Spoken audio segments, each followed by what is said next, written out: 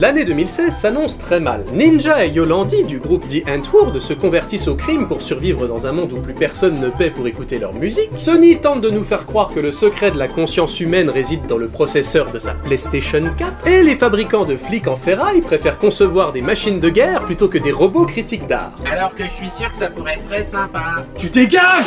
Tu me voleras pas mon travail, sale dégénérescence humanoïde! Pour couronner le tout, Hugh Jackman, beau gosse au naturel, ambassadeur du hashtag Better with a Beard, annihile tout son sex appeal avec un mulet de l'enfer. Au milieu de toute cette cacophonie capillaire grandira le petit Chappie, un corps en titane terrifiant doté de l'esprit d'un miard miauleur. Un empaffé anthropomorphe puéril doué d'une intelligence humaine artificielle évolutive qui s'épanouira dans un milieu de voyous vulgaires pour devenir un gangsta méca top cool la classe. Wesh, t'as vu, pute de fils? Tout se passe bien jusqu'au moment où Hans Zimmer débarque et incite tout ce petit monde à se foutre sur la gueule à force de jouer des morceaux bourrins électro-symphoniques mélodramatiques. Alors peut-on simplement avoir peur pour la vie d'une machine capable d'encaisser des tirs de roquettes à bout portant et dont la conscience réside sur une carte numérique qu'il suffit de copier-coller pour conserver son âme ad vitam aeternam? C'est en tout cas ce que le réalisateur s'efforcera de nous faire croire. Après avoir fait de Johannesburg un bidonville pour extraterrestres expatriés dans le très sympathique District 9, Neil Blomkamp, sur ses positions, et récidive la mauvaise publicité pour sa ville natale en la dépeignant cette fois comme une capitale du crime, et ce pour le plus grand bonheur de l'office du tourisme local. L'anarchie y est si imminente qu'il suffira d'une étincelle, d'un rien d'un geste pour allumer le feu et voir danser les diables et les dieux. Pense pas que t'en rajoutes un peu? C'est l'apocalypse! J'espère que vous aimez le cuir!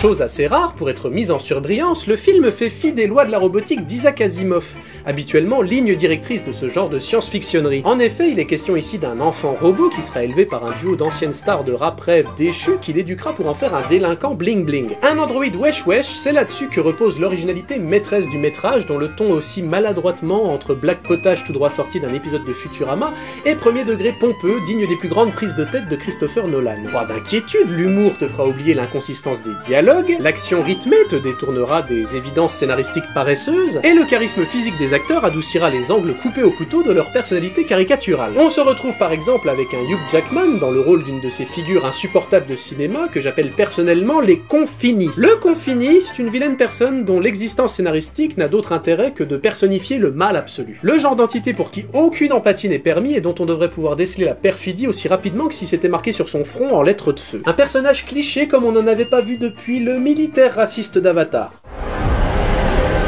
J'aime les armes, la violence et l'argent, c'est pourquoi j'aimerais vous faire acheter mes robots de destruction massive.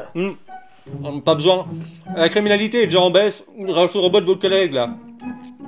Vous savez, le gentil indien, là. Oui, je vois très bien, je le déteste. Voilà. Eh ben, la seule raison qui nous pousserait à acheter une de vos merdes, là, ce serait que pour une raison ou une autre, les gentils robots tombent en panne et que ce soit l'anarchie dans les rues. Mais bon, c'est complètement improbable, hein, n'est-ce pas? Oui, ce serait complètement improbable. C'est exactement ce que je viens de dire. Ouais. Qu'est-ce qui pourrait bien se passer pour que ça tourne mal? On soulève là le gros problème de Chappie qui fait littéralement exploser le baromètre de je m'en foutisme concernant l'écriture. Nous gratifiant de raccourcis et autres incohérences, parmi lesquelles l'immunité injustifiée dont bénéficie perpétuellement notre antagoniste au mulet. Je vais les déconnecter des putains de robots. On cherche un mec qui pirate le système et fout en l'air les gentils robots qui assurent la sécurité de la ville, ce qui crée l'anarchie dans les rues. Vous là, le mec louche qui pirate un ordinateur dans le noir de manière suspecte. Oui? Vous avez vu quelque chose? Non. Oh bah, c'est pas par là les gars. Et si bon nombre d'éléments dérangeants pour les esprits les plus cartésiens fleuriront à droite à gauche, avec en tête le fait que Chappie, pourtant dépourvu de système nerveux, flippe à l'idée de se faire tabasser, ou encore le fait qu'une clé USB soit incapable de contenir une conscience de synthèse, sauf quand le scénario le lui autorise, le film reste suffisamment bon pour ne pas être mauvais.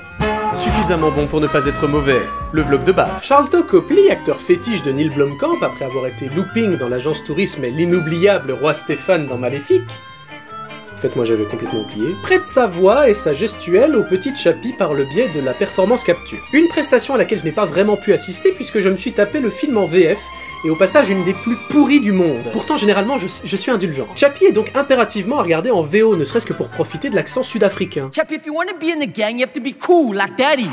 Pas cool jetzt. Need to keep it gangster. Need to keep it gangster. Yeah. Porté d'un côté par les pistes bourrines de Zimmer, c'est aussi le groupe de weirdos The Antwoord qui marque son territoire par sa simple présence et crée une atmosphère improbable. Leur univers transpire dans les décors, leur musique, leur style vestimentaire et surtout leur gueule pas possible. Et franchement, que tu aimes ou pas, c'est juste pas possible de rester indifférent face à un truc pareil.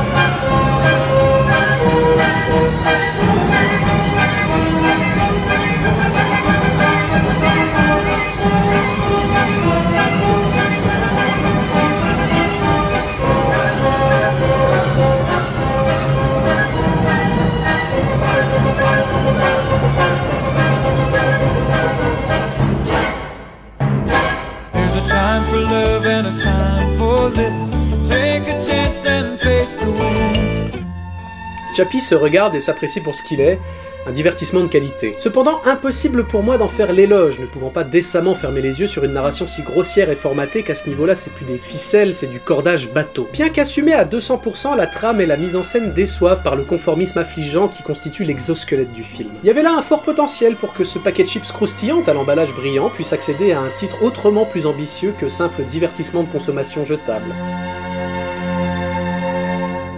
Ninja et Yolandi du groupe The Antwoord se séparent, pas du tout. Pas du tout, pas que je sache. Ninja et Yolandi du groupe The Antwoord se convertissent au spirit... Mais qu'est-ce que je raconte? Et les fabricants de flics en ferraille préfèrent fabriquer, préfèrent concevoir, sinon c'est un peu redondant, qui va évoluer dans un milieu de voyous vulgaire, qui s'épanouira dans un milieu de gangsta... dans le très sympathique la robotique de ce genre de... ligne directrice de ce genre de science-fictionnerie. Comme un enfant bling bling, je sais plus ce que je dis, qu'il élève un androïde wesh wesh. On soulève là le gros problème de Chappie qui fait littéralement exploser le comptomètre, parmi lesquels l'injustifié... parmi lesquels... Charlton Copley, acteur fétiche de Neil Blomkamp, après avoir été Looping dans l'agence tourisme, et l'inoubliable Looping dans l'agence tourisme. Charlton Copley, après avoir été l'agence tourisme... après avoir été Looping dans l'agence tourisme, et... ne serait-ce que pour profiter de l'accent de la Sud-Afrique. Ne serait-ce que pour profiter de l'accent de la Sud-Afrique. Joachim Phoenix. Je deviens alors Alphamar, le plus fort de tous les hommes. Vous, là, le mec louche qui tripote de manière suspecte un ordinateur dans le noir.